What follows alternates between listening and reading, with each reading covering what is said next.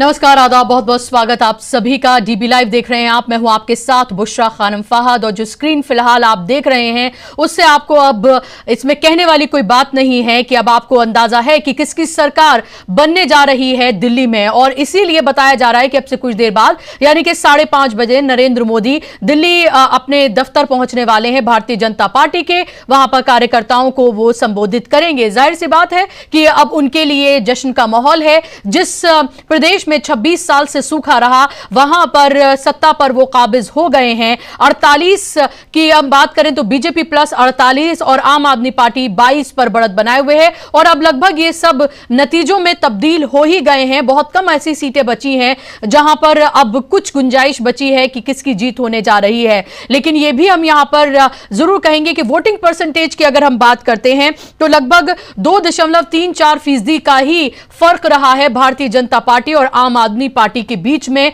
जो voting percentage है। तो वोटिंग परसेंटेज में बहुत कोई बड़ा फर्क नहीं है। 2.5% से भी कम मार्जिन से आम आदमी पार्टी हारी है और भारतीय जनता पार्टी सत्ता पर काबिज हुई है। लेकिन इस 2.34 ने जो कमाल किया है बीजेपी के लिए वो आपकी स्क्रीन पर है कि 48 सीटों पर बढ़त बनाए हुए है बीजेपी। और जाहिर सी बात है ये बीजेपी के लिए सेलिब्रेशन का टाइम है और आम आदमी पार्टी के लिए आत्मचिंतन का वक्त है, क्योंकि दो ही राज्यों में उसकी सरकार है, पंजाब और दिल्ली। और दिल्ली को लूज करना यानी के लिए उसके लिए लगभग सब कुछ लूज करने जैसा है। ये जो 22 हैं अगर यही नतीजों में बदल जाते हैं और अगर 22 सीटों पर आम आदमी पार्टी जीतती है तो उसके एमएलएज उसके साथ इंटैक्ट रहें। जो पार्टी कमजोर हो गई है उस कमजोर पार्टी को मजबूत बनाकर रखे रहना यही अरविंद केजरीवाल के लिए अब सबसे बड़ी चुनौती है। और जाहिर सी बात है इस चुनौती से वो कैसे पार कर पाते हैं ये उनके लिए बड़ा चैलेंज इसलिए भी होगा कि जब से उन्होंने पार्टी बनाई, जब से वे सत्ता में आए, ये पहली बार मौका है कि जब आम आदमी पार्टी बाकायदा तौर पर चुनावों में हारी है और हार के साथ वो 22 पर सिमट रही है और 48 पर भारतीय जनता पार्टी। इस हार और जीत के क्या मायने निकाले जाए, इसको किस तरह से देखा जाए, क्योंकि जितने भी बड़े चेहरे थे अरविंद केजरीवाल से लेकर मनीष सिसोदिया, सोमनाथ भारती से लेकर सत्येंद्र जैन, सौरभ भारद्वाज, सब के सब हार गए हैं। तो ना सिर्फ आम आदमी पार्टी की हार हुई है बल्कि जो उनके बड़े चेहरे थे, जो लगातार उनके स्टार कैंपेनर थे, जिनको हम लगातार टीवी चैनल्स पर देखते रहे, जिन नौरतन की बात की थी उनमें इन सब का नाम शामिल था, वो सब भी हार गए हैं। तो हार ही नहीं हुई है बल्कि हम कह सकते हैं कि उस तरह से हार हुई है जिस पर बहुत कुछ सोच विचार करने की जरूरत है आम आदमी पार्टी को। लेकिन कौन सी वो चीजें रहीं जो आम आदमी पार्टी के पक्ष में नहीं गईं, कौन सी वो चीजें रहीं जो बीजेपी के पक्ष में रहीं, और क्या ये इसको सिर्फ हार और जीत और कैसे वो जीत गए सिर्फ इसी तरह से देखा जाना चाहिए, या इसमें चुनाव आयोग की भूमिका क्या रही उसको भी देखना चाहिए, और कैसे चुनाव आयोग ने एक तरह से पूरा स्टेज, एक मंच तैयार करके दिया जहां पर आप बजट सत्र हो, वहां पर आप मिडिल क्लास के लिए इस तरह की योजनाओं की घोषणा करें, उस तरफ कुंभ चल रहा हो जहां नरेंद्र मोदी ठीक वोटिंग वाले दिन डुबकी वहां पर लगाएं, और उस सब के बीच आप चुनाव की तारीखों का ऐलान कर दें। यानी कि आपने पूरी थाली में सजाकर एक तरह से मेन्यू में क्या क्या होना चाहिए जिससे मजेदार हो जाए वो पूरी की पूरी पार्टी, वो आपने एक तरह से बनाकर दिया। इसमें कहने में कोई गुरेज नहीं है।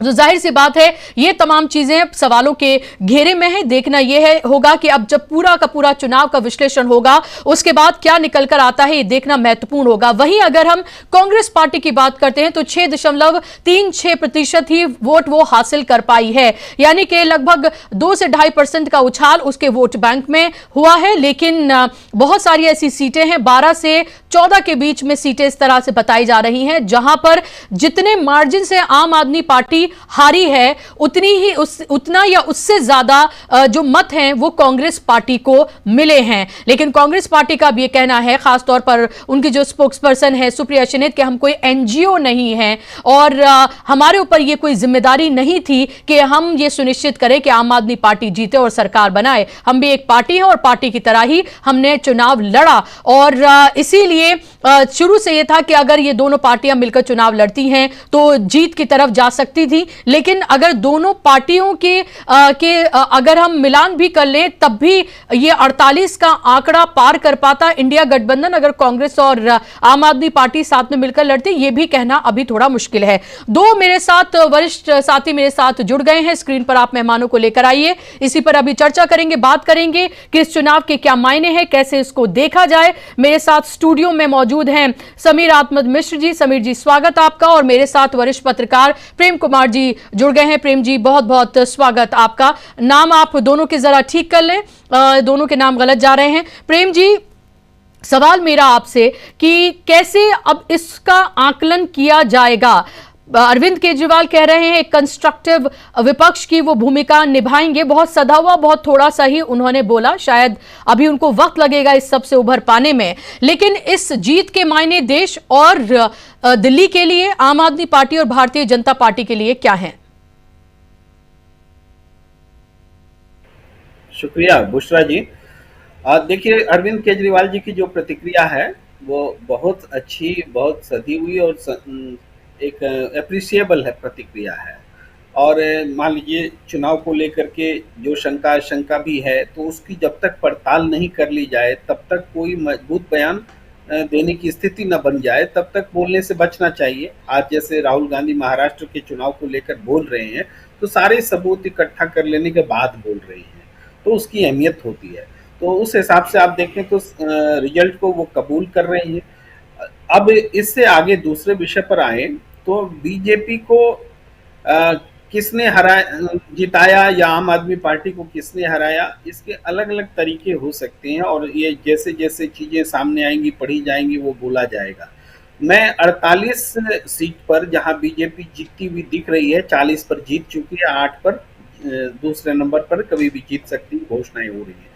इन 48 सीटों में मैं पूरा आंकड़ा लेकर के बैठा हूँ, सब नोट करके कि किसको किस जगह पर कितनी सीटें मिली, और तो मैं देख पा रहा हूँ कि कांग्रेस ने कम से कम 11 सीटों पर स्पष्ट रूप से चुनाव हराया है इन 48 में।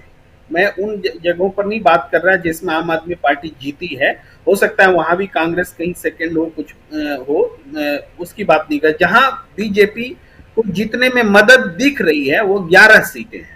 इसके अलावा 5,000 से ज्यादा जो सीटें कांग्रेस को मिली है वो भी 23 हैं, 23 सीटें, जहां 5,000 से ज्यादा, और यही करीब 11 सीटें ही हैं, मेरे ख्याल से 9 सीटें हैं जहां 10,000 से ज्यादा वोट मिले हैं। ये कांग्रेस का है। तो कुल मिला के जो 22-23 सीटों पर कांग्रेस मजबूती से लड़ रही है, ऐसा जो हम लोग बोला करते थे, तो वो इस रूप में है कि उस मजबूती से तो नहीं दिखी, लेकिन कम से कम 5,000 से ज्यादा वाले ब्रैकेट में वो आई है, ये स्पष्ट आंकड़े दिखा रहे हैं। और 9 से सीट पर तो 10,000 से ज्यादा है।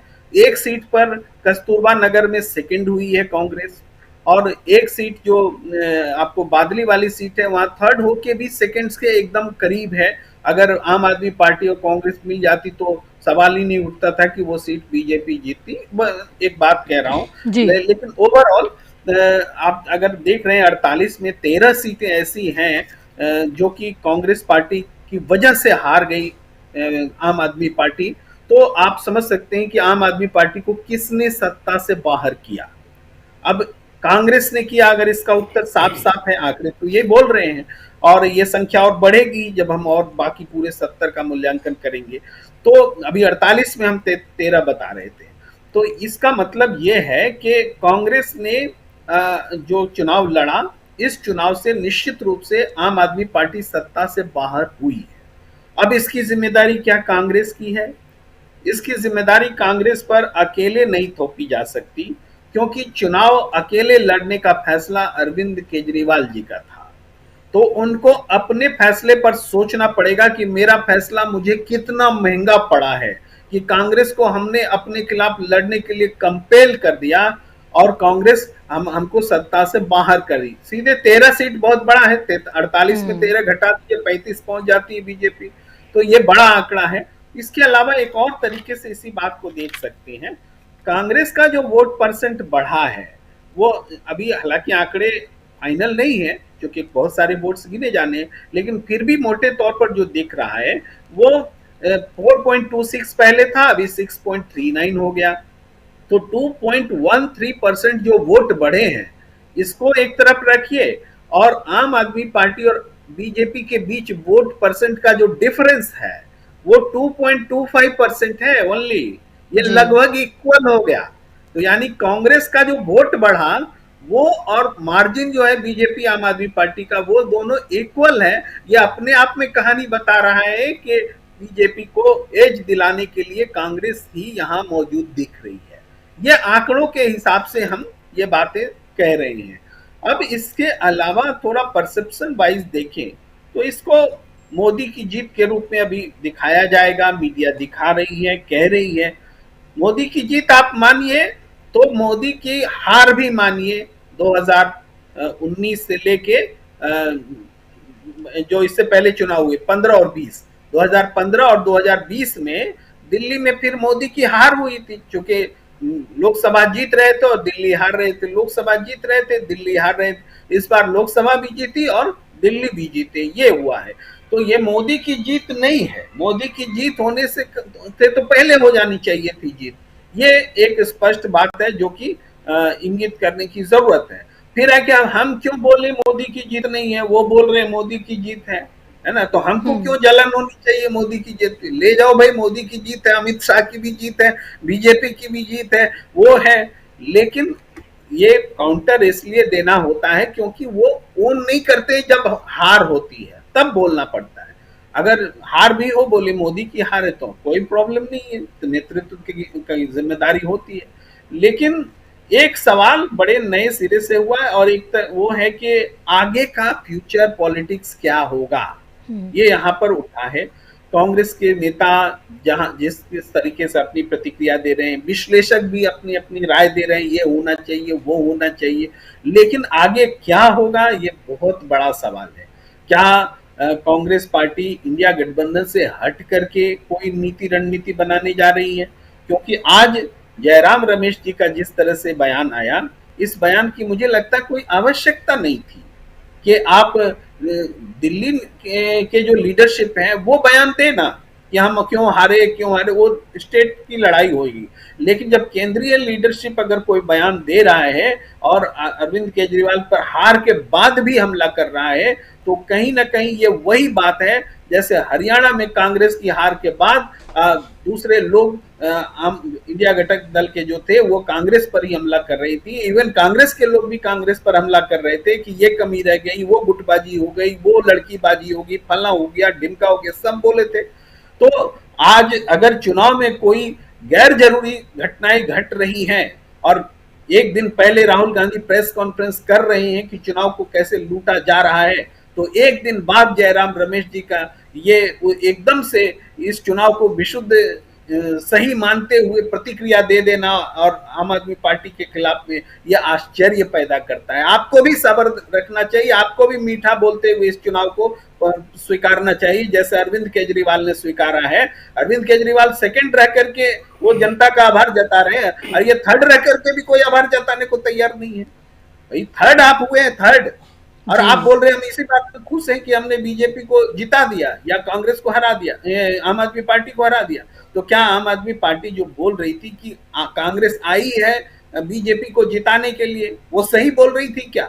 इसको आपको जनता के बीच लाना पड़ेगा कि नहीं, हम किसी को हराने के लिए नहीं खड़े थे, हम खड़े थे और ये गठबंधन आम आदमी पार्टी ने तोड़ा था, हम इसलिए खड़े हुए और हमने अच्छा परफॉर्म किया, हम आभार जताते। कुछ इस फॉर्म में रिएक्शन होना चाहिए। 10 लोग सुझाव दे रहे तो हम भी एक सुझाव मार दे रहे हैं, मुझे भी क्या जाता है, हारने वाले को तो सब सुझाव देते हैं। जी जी बिल्कुल, जब हार जाते हैं तो सब कुछ उनका ख़राब हो जाता है, जो जीत जाता है उसकी फिर वाहवाही होती है। ये नियम रहा है और इसी नियम के तहत जो लोग आम आदमी पार्टी को कल तक जीतता हुआ बता रहे थे कि आम आदमी पार्टी जीत रही है, जो तमाम तरह की खूबियां जिनको आम आदमी पार्टी में दिख रही थी, अब वो तमाम खामियां आम आदमी पार्टी में लोगों को नज़र आ रही हैं। और ये नियम रहा है, जब कांग्रेस पार्टी हरियाणा में हारी थी तब भी लोगों ने कुछ इसी तरह की प्रतिक्रियाएं जो हैं वो दी थी, इसी तरह की बातें कही थी। बिल्कुल आपने ठीक कहा प्रेम कुमार जी। लेकिन समीर आत्मज जी, क्या कांग्रेस ये बताने में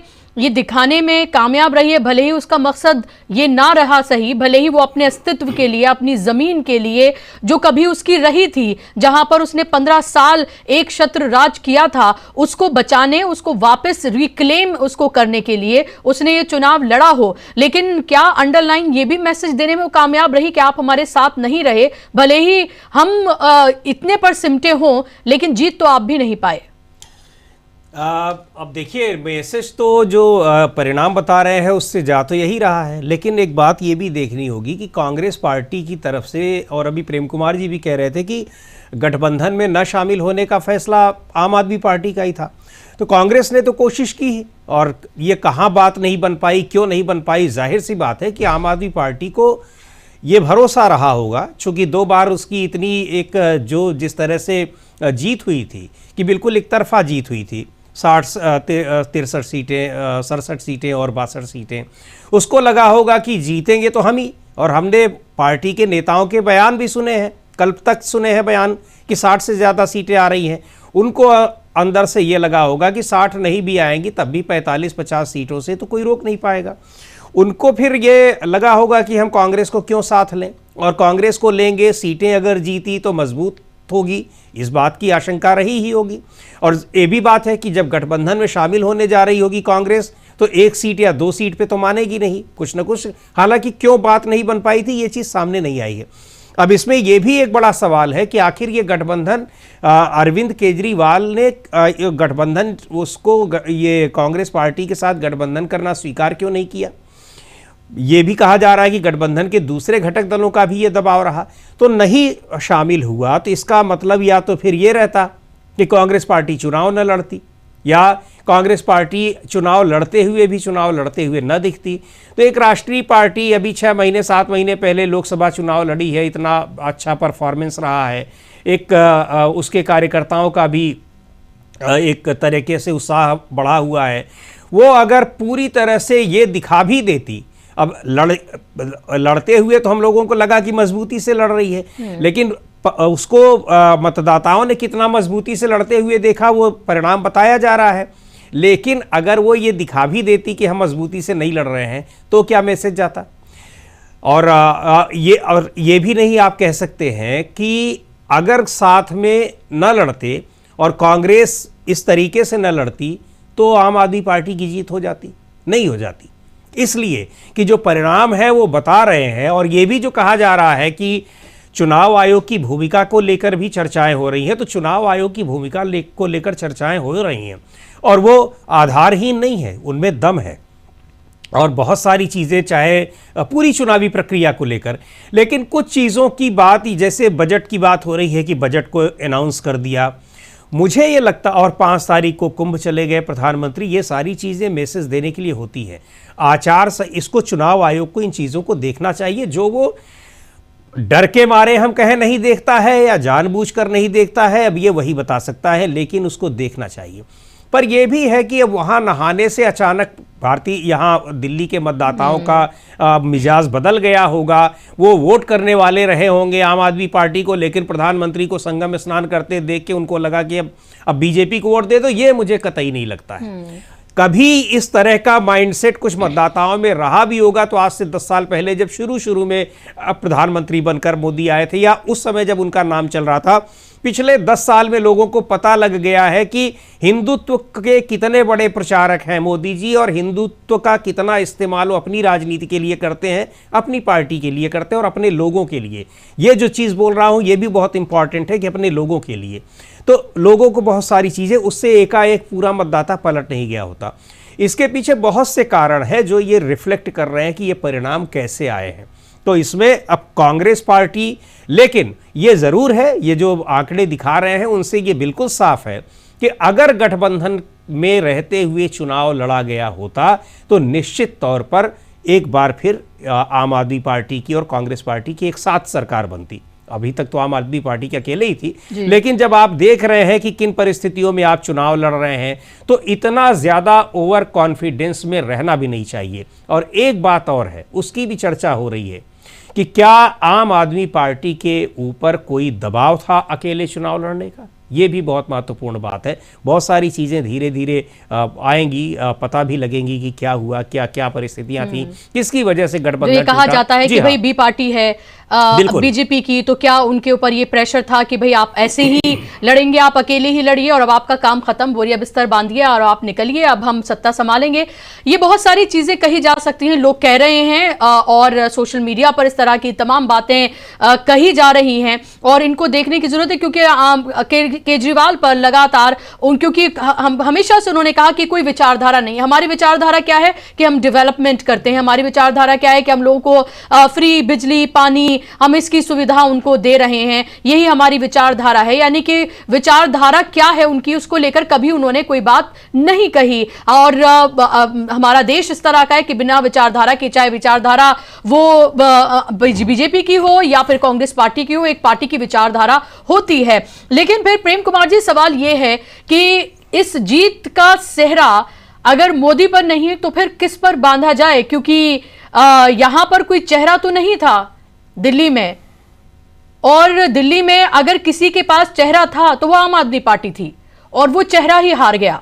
ना तो कांग्रेस के पास कोई चेहरा था इस तरह का कह दे कि हाँ ये ही वही चेहरा है, ना ही बीजेपी के पास था। चेहरा था तो वो केजरीवाल का था, और केजरीवाल बिल्कुल वैसे ही जैसे बीजेपी में नरेंद्र मोदी, वैसे आम आदमी पार्टी में केजरीवाल, यानी कि उन्हीं के इर्द गिर्द सब कुछ घूमता हुआ नजर आता है। तो ये जो इतना हम बड़ा फर्क देख रहे हैं, 62 से 22 और 8 से 48, ये तो ऐसा है कि जैसे एक तरह से बस लोग एक तरफा चेंज चाहते थे।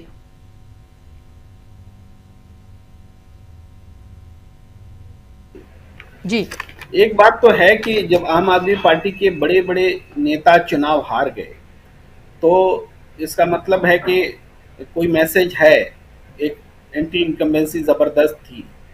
लेकिन हमने तो ये भी देखा है कि जैसे इस बार नहीं, इससे पहले वाले चुनाव में हरियाणा के सारे मंत्री ही चुनाव हार गए थे, फिर भी किसी तरीके से उन्होंने दुष्यंत चौटाला से गठबंधन करके सरकार बना ली थी बीजेपी ने।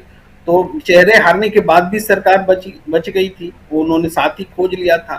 तो यहाँ पर अगर वो अप्रोच रहता, इतनी कटुता नहीं होती, आप चुनाव लड़ सकते थे, एक मित्रता के पूर्ण तरीके से भी लड़ सकते थे, लेकिन वैसा कोई दिखा नहीं। सबने अरविंद केजरीवाल को भ्रष्ट बताना शुरू किया और अरविंद केजरीवाल ने राहुल गांधी को बेईमान बताना शुरू किया। तो इस तरीके से एक दूसरे को संदिग्ध बनाया। तो जाहिर है इंडिया गठबंधन की क्रेडिबिलिटी को जबरदस्त नुकसान हुआ इन दोनों ही पार्टियों के कारण। इसको आपको मानना पड़ेगा कि दोनों ने एक दूसरे को भ्रष्ट कहा, तो इसका मतलब विश्वसनीयता किसकी गई। तो जनता इस पर रिएक्ट कर सकती है, जो आंकड़े हैं हम उसको मानते कि किया है, ऐसा मानेंगे। अगर आपका सवाल ये कि चेहरा को रिजेक्ट किया है जनता ने, ये आप मान लीजिए। किसी चेहरे को एक्सेप्ट किया है, ये भी नहीं है। किसी चेहरे को एक्सेप्ट भी नहीं किया है और एक चेहरे को रिजेक्ट भी किया है, ये दोनों बातें हैं। लेकिन चेहरे के अलावा अगर कोई किसी को चुनाव परिणाम को, नतीजे को बदलने वाली बात है, तो वो बात तंत्र की हो सकती है, इसकी पूरी गुंजाइश है। इसका सवाल लगातार, इसको मैंने पहले भी कहा, इसको समीक्षा करनी पड़ेगी। इसका मैंने तर्क भी दिया था पिछले इसी आज के दिन आपके साथ कि हरियाणा में अगर 11% वोट लेकर के कांग्रेस पार्टी सत्ता नहीं बदल सकी, तो दिल्ली में 8% वोट बढ़ा करके, लेकर के नहीं, बढ़ा करके 11% बढ़ा करके और दिल्ली में 8% वोट बीजेपी बढ़ा करके इतना बड़ा करिश्मा कैसे कर ले जाती है, ये एक बात है। इसमें वोटर डिलीशन और वोटर एडिशन का बहुत बड़ा फैक्टर है, बहुत बड़ा फैक्टर है, वरना ये सीट आंकड़ों में तब्दील इस तरीके से नहीं होते। ये चीज, इसको अध्ययन करने की चीज है, लेकिन साफ तौर पर मुझे दिख रहा है, इसलिए मैं बता रहा हूं। इसको अध्ययन करने से और स्पष्ट तरीके से बात तो क्या फिर प्रेम कुमार जी, तमाम चीजों को छोड़कर क्या तमाम पार्टियों को एक साथ मिलकर इसी की एक मुहिम नहीं छेड़नी चाहिए? अगर आपको ये लग रहा है कि आपके जरिए उठाए गए मुद्दे, आपके जरिए कही गई बातें, विचारों की लड़ाई सब सब कुछ आपने काम किया, ये क्लेम करते हैं अरविंद केजरीवाल। उन्होंने महिलाओं को फ्री बस सेवा से लेकर पानी, बिजली, ये सब दिया, झुग्गी झोपड़ी, और जो लोग इकोनॉमिकली वीकर सोसाइटी से उससे आते हैं उनका उन्होंने ख्याल रखा। वो सब हमने देखा है। वो हार गए, इसका मतलब ये नहीं कहा जा सकता कि उन्होंने दिल्ली वालों के लिए कुछ नहीं किया या उनका ख्याल नहीं रखा। लेकिन फिर तो क्या इन तमाम पार्टियों को, आप हरियाणा हार जाएं फिर आप ये कहें, महाराष्ट्र हार जाएं फिर आप ये कहें, फिर आप दिल्ली हार जाएं फिर ये कहें, तो सब कुछ छोड़कर यही नहीं करना चाहिए खाली प्रेस कॉन्फ्रेंसेस करके? अब तो काम नहीं चलने वाला, क्योंकि वो चुनाव आयोग जिस पर आप इल्जाम लगा रहे हैं कि बीजेपी के साथ मिलकर उनकी ये मिली भगत है और वो ये कर रहे हैं, उस चुनाव आयोग को चिट्ठी लिखकर आप आखिर हासिल क्या करना चाहते हैं फिर? देखिए, चिट्ठी लिखना बुरा नहीं है, प्रेस कॉन्फ्रेंस करना बुरा नहीं है। इससे ज्यादा करने की बात आपकी बहुत सही है, इससे ज्यादा क्या किया जाए। अब इसमें एक बात ध्यान दीजिए कि पहले केवल कांग्रेस पीड़ित हुआ करती थी, सब लोग मजे से देखते थे, कांग्रेस की बात को कोई भरोसा नहीं करता था कि इसका तो संगठन कमजोर है, ये तो लड़ना नहीं चाहती है, ये तो गुटबाजी में है, और इन बातों में वो बेईमानी जो कांग्रेस के साथ होती थी उस ढक जाती थी, वो आवाज दब जाती थी। लेकिन अब पीड़ितों की संख्या बढ़ गई है अपोजिशन में, और पीड़ितों की संख्या बढ़ी है तो सबूत खोजने वाले भी बढ़ गए। आज राहुल गांधी क्यों कॉन्फ्रेंस कर पा रहे? क्योंकि उनको उद्धव ठाकरे और एनसीपी का समर्थन है, तो वो भी कुछ स्टडी करते हैं। वो भी मरकड़वाड़ी जैसी घटना में एनसीपी का एमएलए अपनी इस्तीफा देने को तैयार होता है, यानी एक जज्बे के साथ जुड़ता है, तब राहुल गांधी प्रेस कॉन्फ्रेंस कर पाते हैं। इससे पहले तो बहुत चुनाव हुए। आप 2019 का चुनाव में भी वैसे ही सवाल उठे, अदालत में गया मामला, कुछ ना हुआ, वोट जितने थे ज्यादा और कम गिने गए, वो सारी चीजें रही, कभी कोई मसला नहीं हुआ। लेकिन जनता के बीच में मुद्दा बन के नहीं आया। जनता के बीच में मुद्दा बनना शुरू हुआ है मध्य प्रदेश और राजस्थान के चुनाव के बाद। उसके बाद से ये मुद्दा बनना शुरू हुआ, और 2024 के चुनाव के बाद भी ये मुद्दा बना, लेकिन उस हिसाब से नहीं बना। चुके सबूतों पर जितना काम करना चाहिए वो काम अभी बाकी है। हरियाणा की चुनाव के बाद भी ये मुद्दा बनता, लेकिन वो हमने कहा कि एक दूसरे की लड़ाई, अंदरूनी और गठबंधन की लड़ाई के कारण वो मुद्दा नहीं बना। फिर भी अब सारी चीजों को समेट करके तथ्य मुद्दा बनाते हैं। अगर आप तथ्य लाएंगे कि बेईमानी हुई है तभी वो मुद्दा बनेगा, केवल स्लोगन मुद्दा नहीं बनते। तो स्लोगन आपका विश्वास है, विश्वास के आधार पर स्लोगन है, तो वो स्लोगन तभी हिट करेगा जब उसको आप तथ्यों से जोड़ेंगे। तो अभी राहुल गांधी ने तथ्यों से जोड़ा महाराष्ट्र के चुनाव को कि भाई एडल्ट वोटर्स जितने हैं महाराष्ट्र में, उससे ज्यादा वोट कैसे पड़ गए, ये सवाल खड़ा है। एक इमारत में 7,000 वोट्स कैसे जोड़ लिए गए, ये सवाल तथ्य पर आधारित है, और भी बहुत सारी बातें। तो उसी तरीके से दिल्ली चुनाव में वो कौन से फैक्टर हैं जो अरविंद केजरीवाल उठा रहे थे नाम डिलीट करने का और हटाने का, उसको अगर तथ्यों के साथ वो ला पाएंगे तब तो ये मुद्दा बहुत बड़ा मुद्दा हो जाएगा कि ये दिखावे का चुनाव बन जाएगा। लेकिन ये साबित करने की चुनौती है, इस चुनौती को आप स्वीकार करेंगे तभी आपकी लड़ाई मजबूत होगी। अदरवाइज चुनाव में तो एक दूसरे के खिलाफ राजनीतिक दल लड़ेंगे ही। सही बोल रही है कांग्रेस की प्रवक्ता की हम एनजीओ तो नहीं है, तो एनजीओ तो आप किसी भी स्टेट में नहीं है, तो वहां क्यों गठबंधन करते हैं?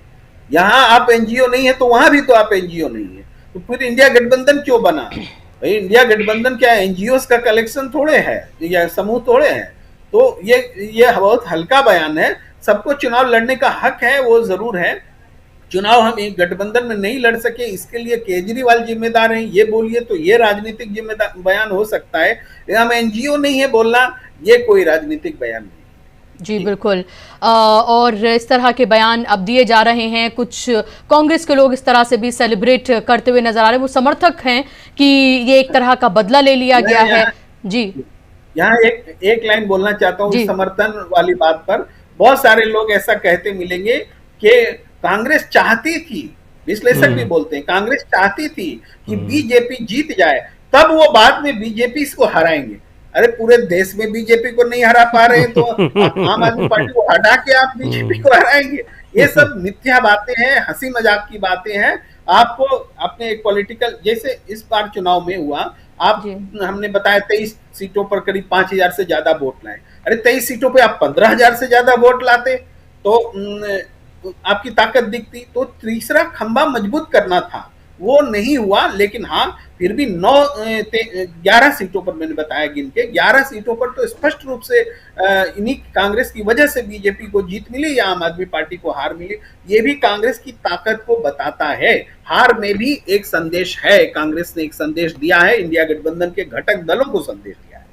जी बिल्कुल, और ये महत्वपूर्ण संदेश है, क्योंकि अगर अरविंद केजरीवाल की पार्टी जीतती फिर इंडिया गठबंधन का क्या स्वरूप होता, और अब हार गए हैं तो इंडिया गठबंधन का क्या स्वरूप होगा, इसकी भी चर्चा होगी और होनी भी चाहिए। लेकिन ये जरूर है कि ये कह दिया जाए कि बीजेपी को, आम आदमी पार्टी को हराने के लिए और बीजेपी को जिताने के लिए कोई कांग्रेस लड़ी, ये भी एक तरह की बचकाना बातें हैं अगर कोई इस तरह की बात करता हुआ नजर आ रहा है। क्योंकि वैचारिक लड़ाई जो राहुल गांधी फिलहाल लड़ रहे हैं, वो वैचारिक लड़ाई में अगर ऐसा ही होता तो फिर जो लोकसभा का चुनाव हुआ वो साथ में मिलकर फिर दिल्ली में नहीं लड़ती। फिर ये दोनों पार्टियां, जाहिर सी बात है, दिल्ली में आम आदमी पार्टी और कांग्रेस ही थी, वो उन्होंने मिलकर चुनाव लड़ा, लोकसभा में मिलकर वो सामने आए। जब अरविंद केजरीवाल जेल में थे तब सोनिया गांधी से लेकर राहुल गांधी, सब लोग ने उनके समर्थन में बात कही और सोनिया गांधी ने मंच साझा किया, वो सब हमने देखा। मजबूती से कांग्रेस उनके साथ खड़ी रही।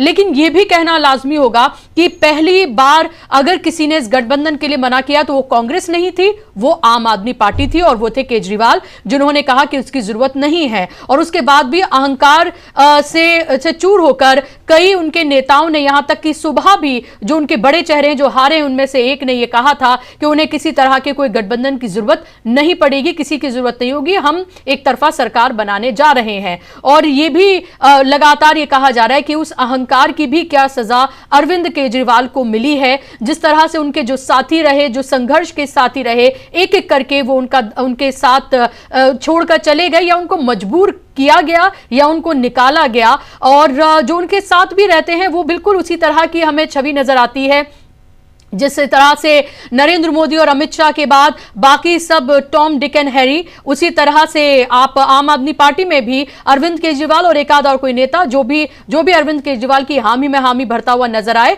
और बाकी सबकी क्या वैल्यू है उनकी पार्टी में वो सब भी हमें पता है। आतिशी को सीएम बनाया गया, लेकिन बार बार यह भी बताया गया कि कैसे ये सिर्फ एक टोकन सीएम है। उनकी पत्नी, जिनको एक तरह से सिंपैथी मिल रही थी और एक तरह का जनाधार उनका ही बन रहा था, लोग उनको पसंद कर रहे थे, कैसे उनको बिल्कुल साइडलाइन कर दिया गया, अपनी ही पत्नी को, और बिल्कुल वो कहीं पर नजर नहीं आई। वो कैंपेन करते हुए भी एक दो जगह के अलावा कहीं हमने उनको नहीं देखा। इसको लेकर भी सवाल लगातार उठे कि एक तरफ आप महिला सम्मान की बात करते हैं, दूसरी तरफ क्या आपकी पार्टी में हो रहा है, खुद आपके घर में क्या हो रहा है। जिन उसूलों को लेकर, जिन आदर्शों को लेकर अरविंद केजरीवाल ने ये पार्टी बनाई, पहले डिनाई किया कि ऐसी कोई उनकी इच्छा नहीं है कि वो राजनीति में जाएंगे, फिर उसके बाद उन्होंने पार्टी बनाई, जिस वजह से पार्टी बनी उन्हीं आरोपों में घिरकर आखिरकार उन्होंने सत्ता गंवा दी। और अब जब पार्टी कमजोर हो गई है, जब 22 पे सिमट गई है, तो सवाल ये बचता है कि इस कमजोर पार्टी को कैसे मजबूत बनाए रखें अरविंद केजरीवाल।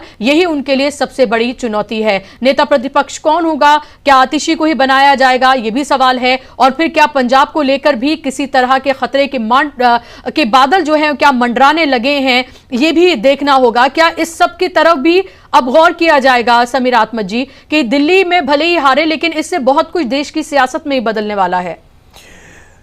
पहली बात तो बुशरा जी, इसमें सबसे बड़ी चीज़ देखने वाली होगी, और वो बहुत बड़ी चुनौती भी है आम आदमी पार्टी के सामने, कि उनकी पार्टी का आगे क्या एक देखा जाए तो कहा जाए कि उसको भविष्य क्या होता है।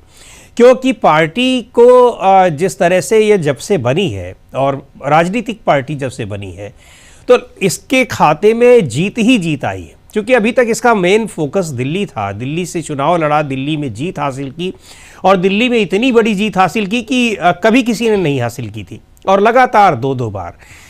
अब पार्टी हारी है उसी तरीके से, सीटें इतनी कम आई हैं। और अब ये भी बड़ा सवाल है कि इस हार के बाद, जो आप एक बात तो कह रही कि अभी किसको यहाँ पर नेता प्रतिपक्ष बनाया जाएगा, कौन है, क्योंकि जितने प्रोमिनेंट जो लीडरशिप थी, हालांकि आतिशी जीती हैं, मुख्यमंत्री हैं, वो निश्चित तौर पर दावा उन्हीं का अभी बनेगा, वो ही एक प्रमुख नेताओं में चुनाव जीती हुई दिखाई भी पड़ रही है। लेकिन उसके बाद पार्टी के लोगों को, पार्टी के विधायकों को बनाए रखना, उनको अपने साथ रोके रखना, ये बहुत बड़ी चुनौती होगी, क्योंकि आंदोलन से उपजी पार्टी है, सत्ता में ही रही है पिछले 10-11 साल 12 साल से। उस सत्ता के बाहर पहली बार वो दिखाई पड़ रही है, विपक्ष में बैठेगी। और विपक्ष में भी आने वाले दिनों में जो जितने बड़े नेता हैं, हारे हुए तो है ही है, चुनाव तो भले ही हारे हैं, उसके अलावा सारे जमानत पर है, केसेस उनके चल रहे हैं, केसेस का दायरा क्या होता है, किधर जाता है, अभी ये देखने की भी बात होगी। और जो इनके अपने कार्यकर्ता हैं, वो कितना पार्टी के साथ जुड़े हुए हैं सांगठनिक तौर पर, इसको इस एक छोटे से उदाहरण से देखा जा सकता है कि कुछ लोगों का, कुछ विधायकों का टिकट काटा गया और वो विधायक बिना किसी उम्मीद के भारतीय जनता पार्टी में शामिल हो गए। चुनाव से पहले टिकट बढ़ चुके थे, चुनाव हो रहे हैं और उस दौरान वो चले गए। आपकी पार्टी के कई विधायक पहले से छोड़कर आए, विधायक क्या मंत्री छोड़कर गए और उन्होंने दूसरी पार्टी ज्वाइन की, कुछ जीत कर आए हैं, अब वो बीजेपी की सरकार में भी मंत्री बनेंगे, कुछ कांग्रेस में भी चले गए। तो बहुत बड़ी चुनौती ये होगी कि अब वो भी तब हो रहा था जब आप सरकार में थे, अब आपके पास सरकार नहीं है, तो उन कार्यकर्ताओं, नेताओं को जोड़े रखना चुनौती होगी। और उसमें भी तब जब हो सकता है कि तमाम बड़े नेता एक बार फिर से जेल चले जाएं या उनके ऊपर शिकंजा तो कसा ही रहेगा। और सबसे बड़ी बात ये कि दिल्ली की सरकार होने का अपना एक दूसरा महत्व है, भले ही छोटा राज्य है, आधा अधूरा राज्य है, लेकिन दिल्ली में है, राजधानी में है, चर्चा उसकी होती रहती है, तो अपने आप में एक बड़ा पावर सेंटर के रूप में यहाँ वो दिखाई पड़ता है। तो बहुत ये एक बड़ी चुनौती। और दूसरे अगर देखा जाए कि पैन इंडिया अगर इसको देखा जाए, तो मुझे लगता है कि ये बहुत बड़ा सबक उन पार्टियों के लिए भी होगा जो कांग्रेस को ये सोचकर इग्नोर कर रही हैं कि यहाँ पर इनकी स्थिति क्या है। आप एक उदाहरण देखिए कि लोकसभा चुनाव में समाजवादी पार्टी के ऊपर भी बड़ा दबाव था कि वो कांग्रेस पार्टी को ज़्यादा सीटें न दे।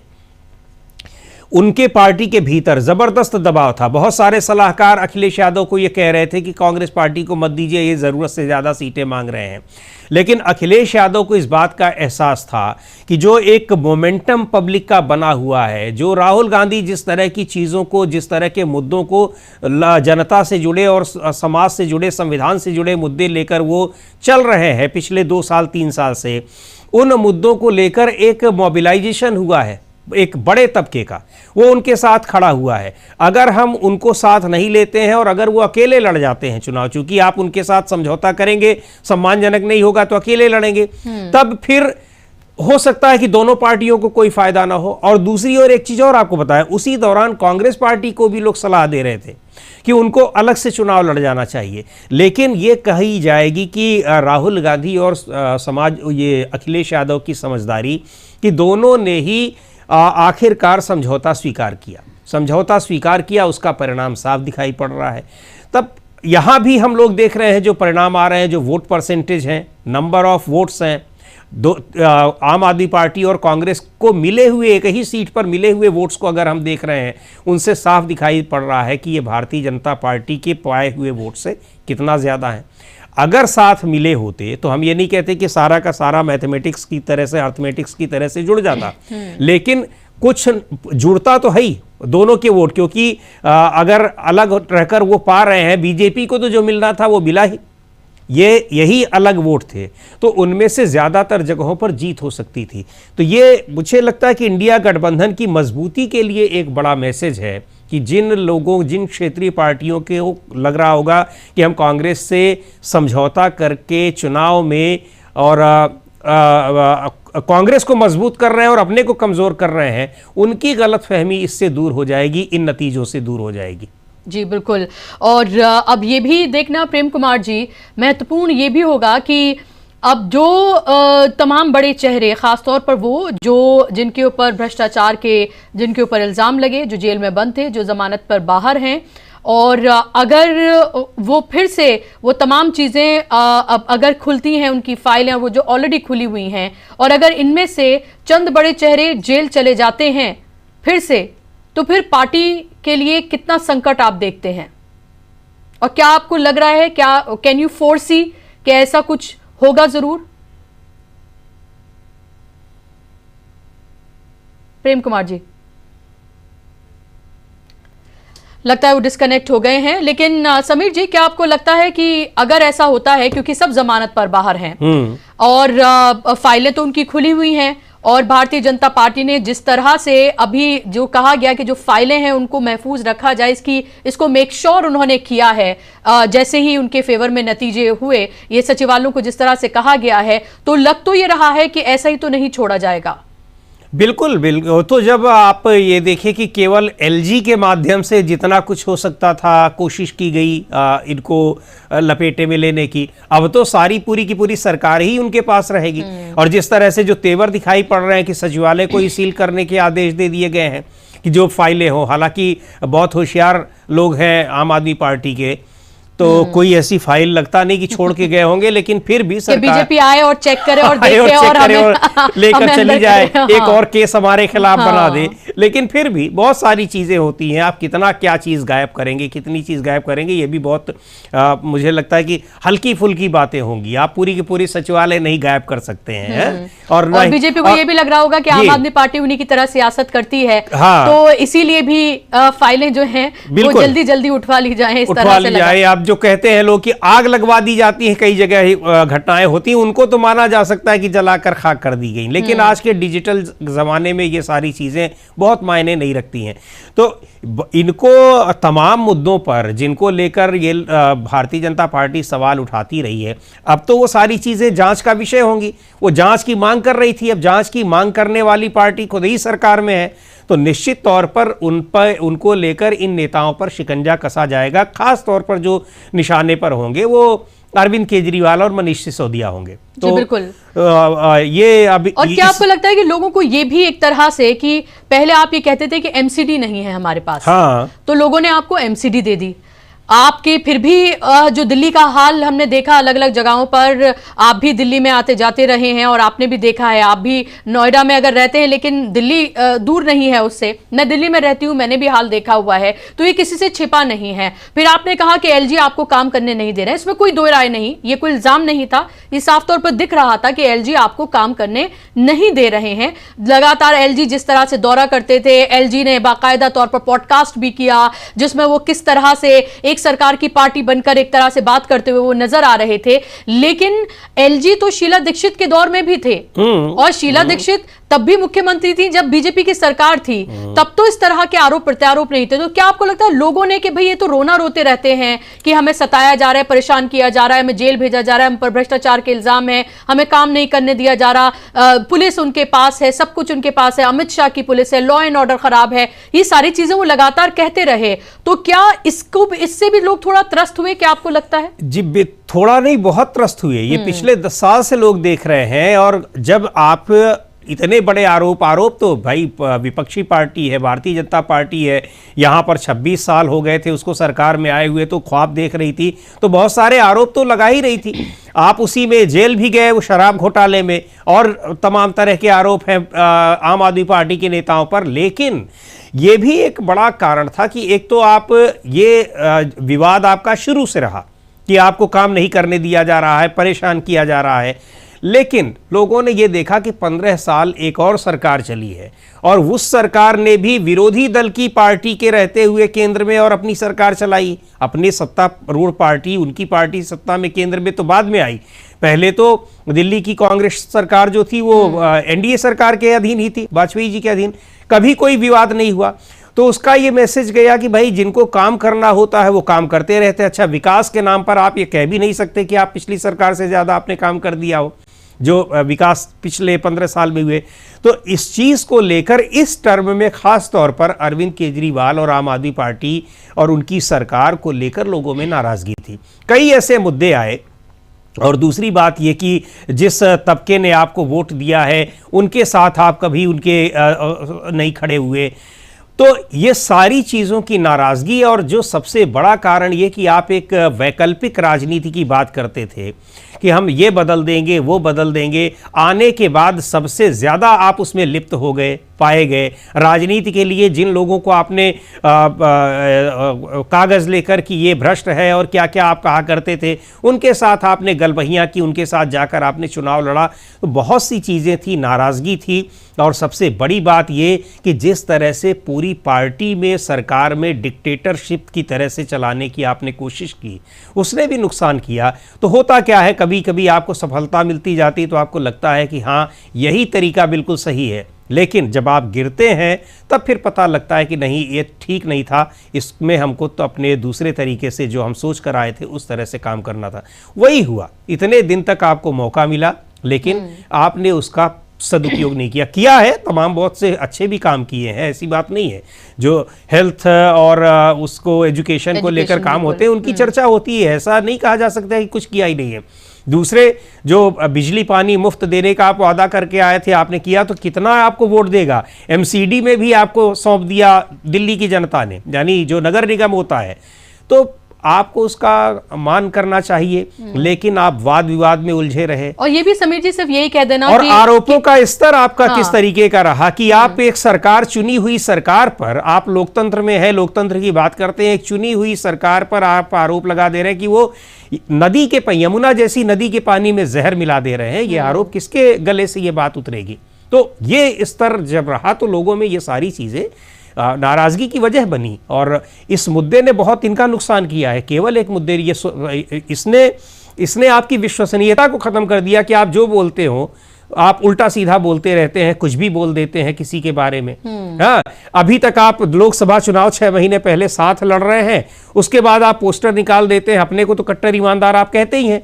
आप वही राहुल गांधी, वही संदीप दीक्षित को एक बार फिर सबसे भ्रष्ट बता देते हैं। आप खुद ही को अपने आप को ये सर्टिफिकेट दे रहे हैं। जी हाँ, खुद ही को अपने आप को ये सर्टिफिकेट दे रहे हैं, कट्टर आप ईमानदार बता रहे हैं, और पूरी दुनिया को यानी कि भ्रष्ट आप बता रहे हैं। और फिर आप, जनता ने ये कहा ही जाएगा फिर कांग्रेस की तरफ से कि भी सबक सिखाया है जनता ने आपको। और जब आपको जरूरत होती है तो उन्हीं भ्रष्ट के साथ आप चुनाव भी लड़ लेते हैं। जी जी। तो ये अवसरवादिता और ये एक तरीके से फरेब बोलना, झूठ बोलना, आरोप लगाना, बहुत सारी चीजें थी जिनकी वजह से दिल्ली की जनता नाराज थी, और उसका रिफ्लेक्शन इन परिणामों में दिखाई पड़ रहा है। बिल्कुल। और उसके पास ऑप्शन के तौर पर जो पार्टी थी वो भारतीय जनता पार्टी थी, और भारतीय जनता पार्टी उस तरह से लड़ी थी क्योंकि हमें ये भी देखना चाहिए, चाहे शीला दीक्षित की सरकार रही हो या आम आदमी पार्टी की, कभी भी बीजेपी का वोट बैंक जो है 30% से कम नहीं गया। 32, 35, 38% उसका रहा, और पिछली बार 38% था, और अब 38 से उसने छलांग लगाई है, और 38 से अब वो पहुंच गई है 45.89%।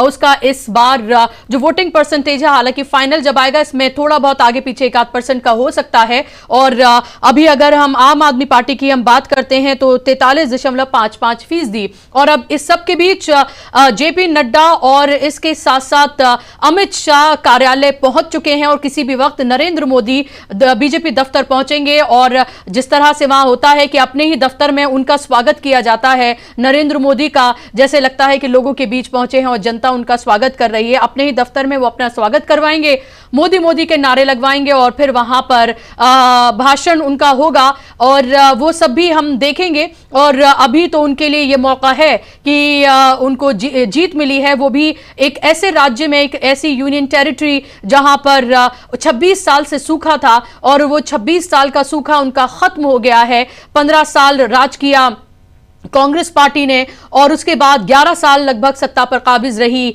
आम आदमी पार्टी, और अब आप ये देखिए कि भारतीय जनता पार्टी की वापसी हुई है। ये उसे हमेशा बहुत चुभता रहा कि कैसे जिस दिल्ली पर वो पिछले 10.5 साल से काबिज है, यानी कि दिल्ली में बैठकर वो अपनी सत्ता चला रही है पूरी देश की, वही दिल्ली उसको बार बार नकारती है। तो अब असल मायनों में हम कह सकते हैं कि दिल्ली पर उसने कब्जा कर लिया है। आम आदमी पार्टी का फ्यूचर क्या होगा, ये बहुत बड़ा सवाल अब उत्पन्न हो गया है। और क्या ये इस हार का असर हम क्या पंजाब में भी होता हुआ देखेंगे, ये महत्वपूर्ण बात है। और क्योंकि इसमें अब कोई दो राय नहीं है कि पार्टी के जो नेता हैं, जो कार्यकर्ता हैं, वो बहुत दिन तक रहें आम आदमी पार्टी के साथ ही ये मुश्किल ही दिख रहा है, क्योंकि आम आदमी पार्टी वो पार्टी रही जब से वो पार्टी बनी उसने सिर्फ सत्ता सुख भोगा, और ये पहली बार है जब उस तरह से उसे शिकस्त हासिल हुई है। तो अब ये महत्वपूर्ण सवाल उठ खड़े होते हैं कि अब आम आदमी पार्टी का फ्यूचर क्या होगा, क्योंकि